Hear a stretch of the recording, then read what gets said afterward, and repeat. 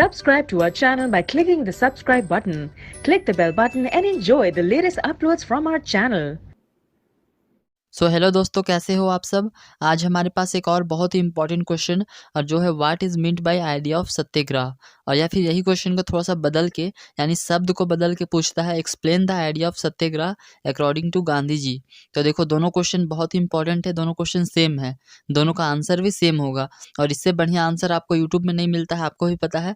पढ़ लो चाहे कहीं से, आंसर लिखना है यहीं से। तो फटाक से वीडियो को लाइक कर दो, चैनल को सब्सक्राइब कर दो और चलो वीडियो को स्टार्ट करते हैं।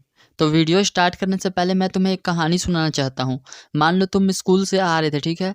कोई थोड़ा सा तुमसे जो थोड़ा पावरफुल आदमी है वो तुम्हारा स्कूल का बैग लूट लिया और बोल रहा है नहीं देंगे, तो तुम क्या करोगे।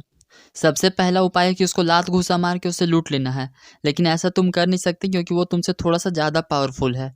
तो दूसरा उपाय क्या है कि तुम उसको बोलोगे भैया मेरा बैग दे दीजिए भैया प्लीज़, नहीं तो मम्मी मारेगी भैया, बैग दे दीजिए भैया। तो ये हो गया सत्याग्रह, कि ये सत्य है जो तुम कह रहे हो, वो सत्य है कि उसने तुम्हारा बैग लूट लिया है और उसको तुम्हारा बैग देना पड़ेगा क्योंकि वो गलत कर रहा है। तो बस गांधी जी का सत्याग्रह भी कुछ ऐसे ही है। उनका भी यही कहना है कि अगर तुम जो कर रहे हो वो सही कर रहे हो तो उसके लिए मारपीट करने का कोई ज़रूरत नहीं है, बस सत्य पे अड़े रहो कि नहीं जो मैं कर रहा हूँ सत्य हो और ये हो के रहेगा। अब चलो आंसर देखते हैं। तो देखो सबसे पहले ऊपर में लिख देना है the word satyagraha means clinging to truth, holding fast to truth, insistence on truth. तो इसका मतलब यही हुआ, सबसे पहले क्लिंगिंग मतलब सत्य पे अड़े रहना कि भैया मेरा बैग दे दीजिए भैया। दूसरा होल्डिंग फास्ट टू ट्रूथ, अब उसके बाद अगर तुम्हारा बैग ना दे तो तुम उसका पैर पकड़ के धरना देने लगोगे, नहीं दे दो दे दो दे दो, नहीं तो मैं तुम्हारा, क्या करोगे तुम, कुछ तो कर नहीं सकते।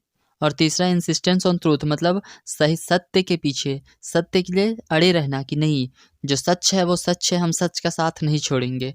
तो चलो अब आंसर देखते हैं। ये तो बस ट्रेलर था, पिक्चर यानी मतलब ये ऊपर में लिखना होता है और उसके बाद जो रियल पॉइंट्स है वो कुछ ऐसे है, चलो देखते हैं। सबसे पहला पॉइंट है the idea of satyagraha emphasised upon the power of truth and the need to search for truth. तो यानी सबसे पहला पॉइंट यही कह रहा है कि जो पावर है ट्रूथ का मतलब सत्य का पावर है, तुमको उसी के साथ अड़े हुए रहना है और बस सच्चाई के साथ लगे हुए रहना है। तो पहला पॉइंट यही कह रहा है कि आइडिया ऑफ सत्याग्रह मतलब होता ही वही है कि जो सत्य का पावर है, जो सच का पावर है कि हाँ मैं सच के साथ हूँ तो मैं गलत नहीं हूँ, बस उसी पावर के साथ तुमको लड़ाई लड़ना है। उसके बाद देखो सेकेंड पॉइंट क्या है।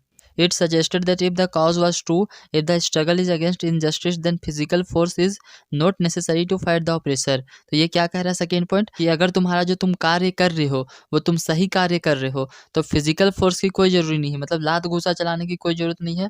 जो तुम कर रहे हो अगर वो सही है तो बस सत्य पे अड़े हुए रहो और बाकी लात घूंसा नहीं चलाना है, मतलब फिजिकल फोर्स का यूज़ नहीं करना है। तो देखो मैं तुम्हें बता दूँ ये क्वेश्चन भी थोड़ा फालतू टाइप का क्वेश्चन है, मतलब एक आध दो पॉइंट में आंसर कंप्लीट हो जाएगा, लेकिन एग्जाम में 3-4 नंबर का आता है तो कुछ डिस डैट करके 3-4 पॉइंट करना था, तो मैंने भी 3-4 पॉइंट कर दिया है। बाकी कोई परफेक्ट आंसर क्वेश्चन ही नहीं है तो परफेक्ट आंसर ही नहीं मिलता है ऐसा, मतलब छोटा सा पॉइंट पूछा है क्वेश्चन में तो छोटा सा पॉइंट हम लोग भी आंसर दे सकते थे, लेकिन यहाँ एग्जाम में 5 नंबर में आता है तो एग्जाम में तो वैसा नहीं कर सकते ना, 4 पॉइंट लिखना पड़ेगा। तो ये आंसर तुम्हारा किसी भी एंगल से गलत नहीं होगा, 5 नंबर तुमको पक्का मिलेगा ही मिलेगा, लेकिन जो क्वेश्चन में पूछा है उससे थोड़ा ज़्यादा हम लोग डिस डैट भर दिए हैं।